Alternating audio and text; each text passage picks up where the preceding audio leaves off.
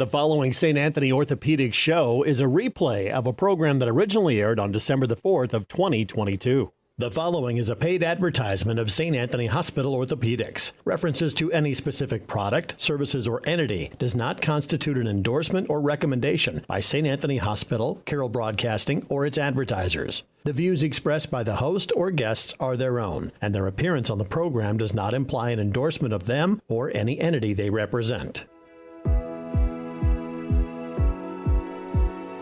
Welcome to the St. Anthony Hospital Orthopedic Show with Dr. Richard Godding. Dr. Godding specializes in joint preservation, reconstruction, and replacement surgery, and brings over 25 years of orthopedic excellence to St. Anthony Hospital and to the Carroll area. For more information about Dr. Godding, his practice, or St. Anthony Orthopedics, go to santanthonyhospital.org or make an appointment by calling 712-794-5536. Good Sunday morning, Iowa. It's Dr. Rick Godding. Thanks for spending some time with me here this morning. And we have a treat this morning. We're going to talk to a patient of mine who has had both of his shoulders replaced with the Arthrosurface shoulder resurfacing and with a Regeniten rotator cuff patch. So here we go. This is Mike. Michael, how are you? It's Dr. Godding. I'm good. How are you? Good. So we're on the show. Okay.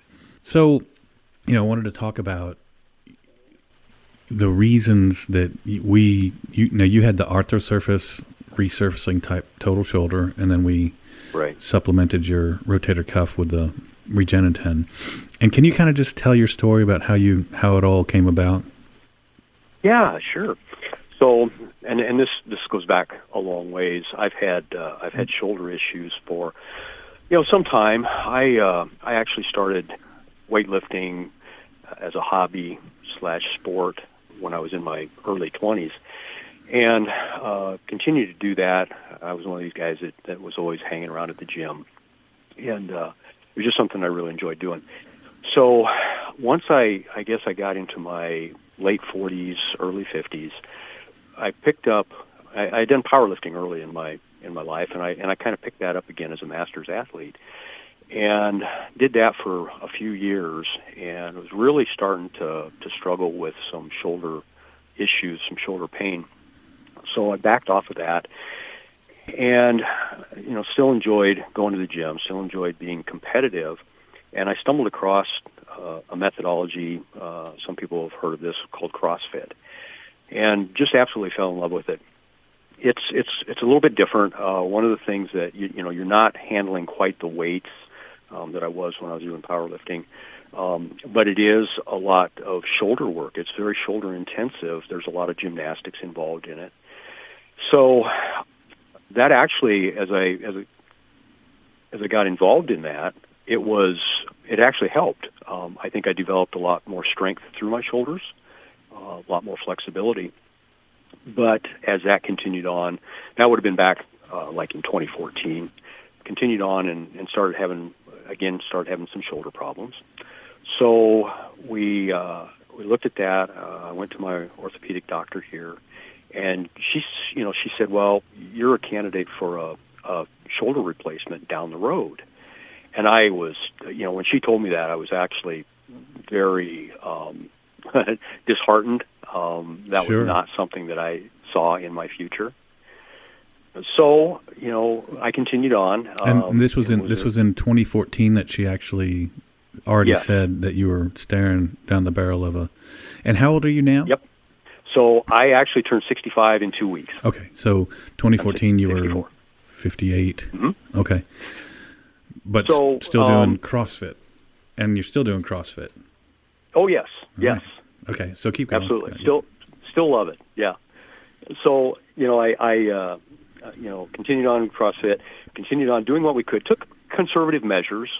Initially I went in and had some cortisone injections in my shoulders to kind of get me through. Of course, we knew that was a short-term. How many of those thing. did you have? So I think I went through, I did 2 in each shoulder. Okay. And how long ago was that?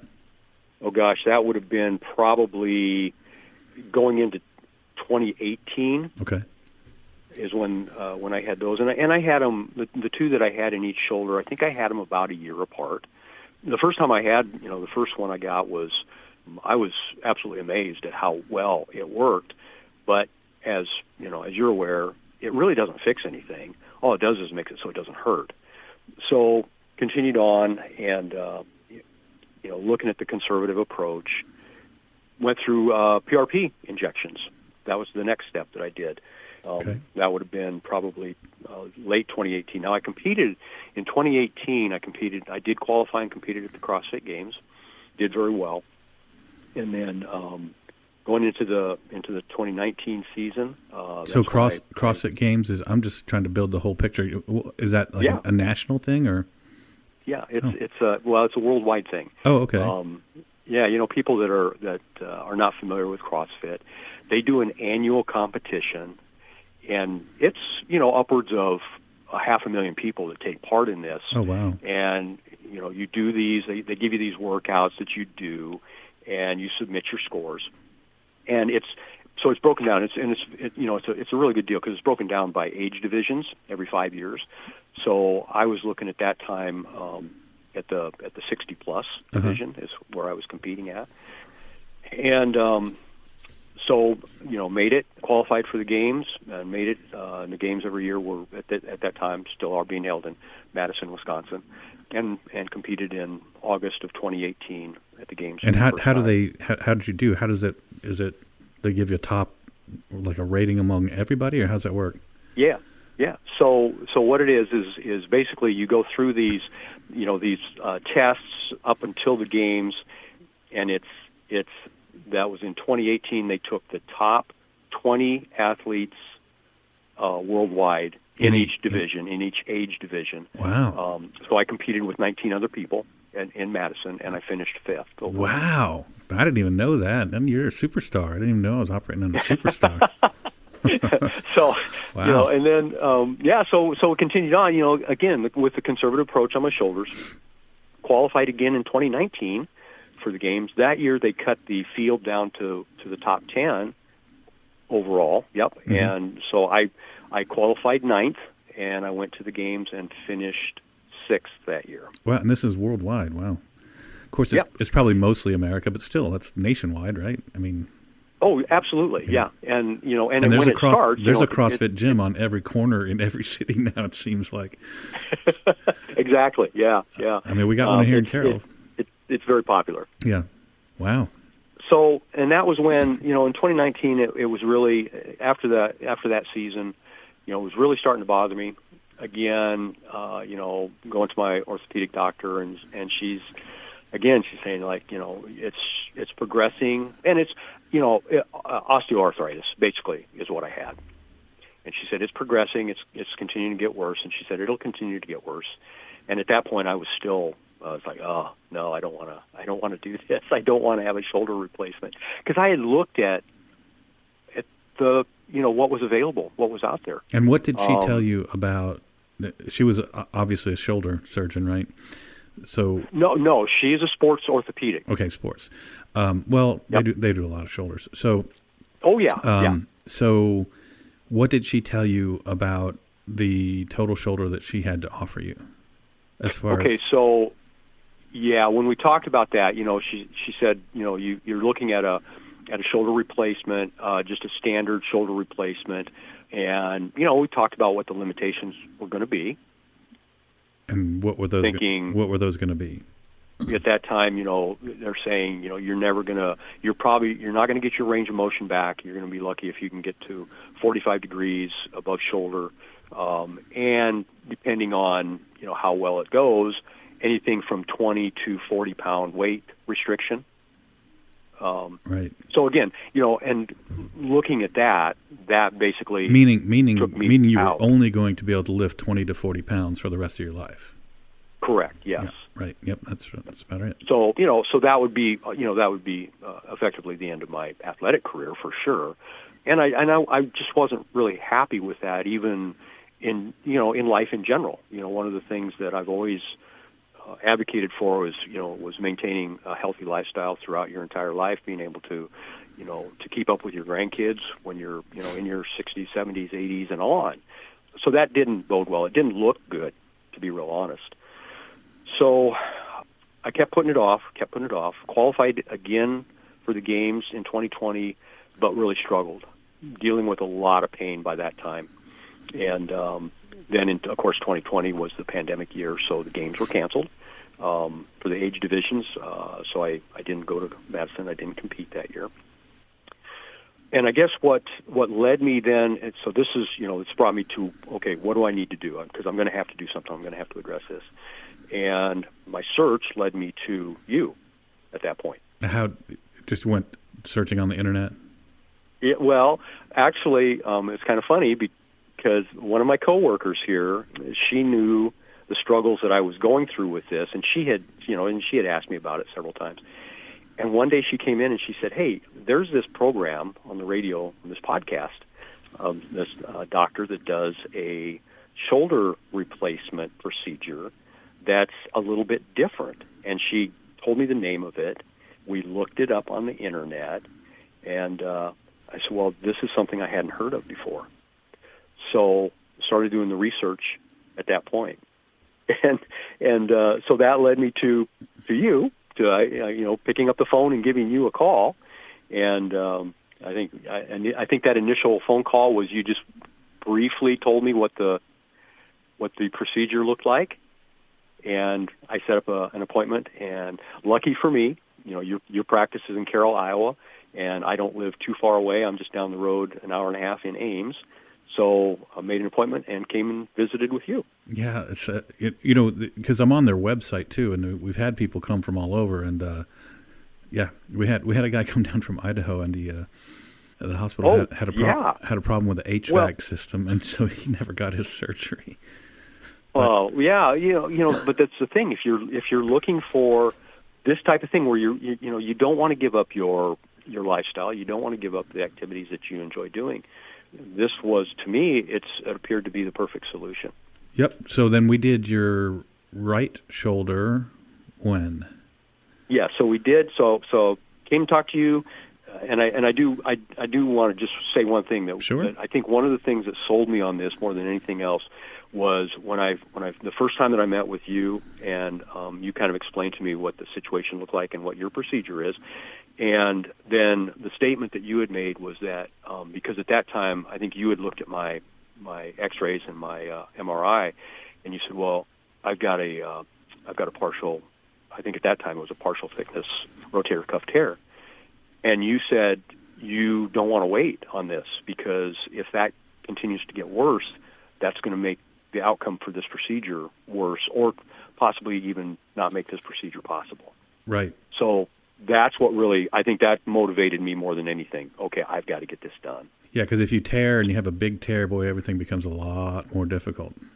Yeah. So we scheduled it for December of 21, December of last year, and came in and I had my right shoulder done. And I don't remember exactly how your recovery was in the early part. It was really good. Was it? Okay. I didn't know what to expect. So I came in and, other than, the expectations that you had given me in that, you weren't putting the restrictions on me. You said that it's basically up to me to now go through the physical therapy and get everything back that I can possibly get back. Right. So I started at 6 weeks after the surgery. I started physical therapy, and we continued physical therapy for twice a week for 6 months. Right. And I have regained, I don't even know if I can say 95% plus on my range of motion. The only thing that I'm still missing on my right shoulder range of motion is full overhead position, which from a weightlifting perspective, for just general, what people generally do and figure, okay, what movement do I have in my shoulder? I don't think you'd ever notice that I don't have full range of motion. But, trying to put a heavy weight overhead, there's still a little bit of restriction on that. And my strength is continuing to come back. Of course, I did, because of of being in a sling for the period of time that I was, and then the time that it's taken to go through physical therapy and rehab this, continuing to work on strength. But before 6 weeks ago, whatever it's been now that I had my other shoulder done, I was back up to, my overhead lifts were 150 plus pounds. I was basically not restricted at all on some of my other stuff. I was back up to doing, like I said the other day with you, I was back up to doing pull-ups again. Yep. Doing a lot of gymnastics work again. Basically, nobody would know that I have had a shoulder replacement. Right. Right. Yeah. No, I mean, it's all about the design, having that rim of your own bone as opposed to having the socket side be total plastic. It just changes everything. And, oh, yeah. Yeah. And then, of course, adding on the Regenin-10 to thicken up your rotator cuff, that combination, for you, gosh, it was just the perfect fit. Yeah, and I honestly couldn't be happier. So that's why I wanted to get in. Had I continued on, rehabbing, and I still figure I've got some rehabbing to do on my right shoulder, but I wanted to go ahead because now that I was 10 months out. Now we're looking at almost a year out. I wanted to go ahead and get the other one done so we could start the rehab process on that, and hopefully, then again 10 to 12 months down the road, I will basically be good as new, and I still have the desire to compete. Even if I don't do that, I still love being in the gym. I still love doing CrossFit. So this has allowed me to continue that. Yep. Yeah. Hey, 2024 CrossFit Championships on the radar, right? There we go. Yeah. And they did actually add this last year. They added a 65 plus age category. So I can just continue right on now. Oh, that's great. Well, super. Well, thank you. I really appreciate you sharing our story. Sharing your story with our listeners. Obviously, I didn't know that I had forgotten. We don't rehearse this or anything. I just was in the clinic the other day. Say, hey, you want to come talk about it? And you said you did. I did not remember that you found me through the radio show. But the radio show's been really good for kind of getting the message out, because I do some things that are really different. I'm not sure anybody out there is doing the Arthrosurface combined with the Regenin-10. I know that they're doing regular shoulder replacements combined with the Regenin-10. I don't know, but sure, yeah. But anyway, well, thank you very much. I really appreciate you coming on, and you just keep rehabbing like crazy. And I'll see you at your next appointment probably in a couple months. Yeah, I'm gonna keep after it, and again, thank you, because this has allowed me to continue on. Like I said, I was so worried about this whole situation and where I was going to end up with it, and I think I could not have had or expected a better outcome than what we've had with this. Awesome. Well, you're also a very good specimen. I try. I do the best I can. Yeah, I mean, the fitter you are, the better you're going to do after surgery. That's true for everybody, and that's one of the reasons you're doing so well. So. Yes. All right. Well, thanks again. I really appreciate you coming on. You bet. Thank you, Dr. Gotting. All right. Take care. Well, there you go. And that's the big question would be, well, why isn't everyone doing the Arthrosurface? Why aren't all the surgeons doing it? And it's a complex question. There's a lot of reasons for it. Number one is it's a bit intimidating because you don't cut the head off, so it's harder because you have all that bone kind of in your way. So it's harder to get to the socket side when you have some bone left on the head side, because usually with all the other shoulder replacements, you cut the head off is the first thing you do. So some surgeons are intimidated by that. It's a small company, so they don't have the marketing power of like a Johnson & Johnson or this is a very small company. And doctors are reluctant to change sometimes. And, all of that combination, I say it over and over. If one of the big companies picked this up, they would be selling it everywhere. And because the results on it have been really good. The Australians have a registry, and the results on their registry for survival, this was the best shoulder that they had looked at. Last time I looked at their registry numbers, which was a few months ago, this shoulder had the lowest early revision rate of any shoulder replacement that they tested in that country. In Australia, they have every single joint replacement that goes in a registry, so they know exactly how everybody's doing. But it's just one of those things that an athlete or a farmer or a manual laborer, if I needed a shoulder replacement, I would have this done. There's no question. I wouldn't hesitate. I already had the Regeniten, as the longer time listeners know, kind of went through that with me. I had the Regeniten done, which is the patch for the rotator cuff. I had that done in December of, got to be 2 years, right? So I had the Regeniten done, and I couldn't do a push-up at the time, not because I was weak, but just because it hurt so bad. And now I'm stronger than I've been since high school. I'm bench pressing, sets of 245 pounds, doing it 6 times at the end of my sets. I mean, I'm really doing heavy in the gym, and I would never have been able to do that without the Regeniten. And again, for the same reasons, if I had a shoulder that was arthritic and I needed a replacement, I would do the Arthrosurface. I wouldn't hesitate. I would go find somebody. There's people in Chicago and there's people in Minneapolis doing it. I'm not sure why it's not being done by anyone else in Iowa, but those a lot of it is the what I talked about earlier is that combination of factors. It's a small company without a big marketing budget.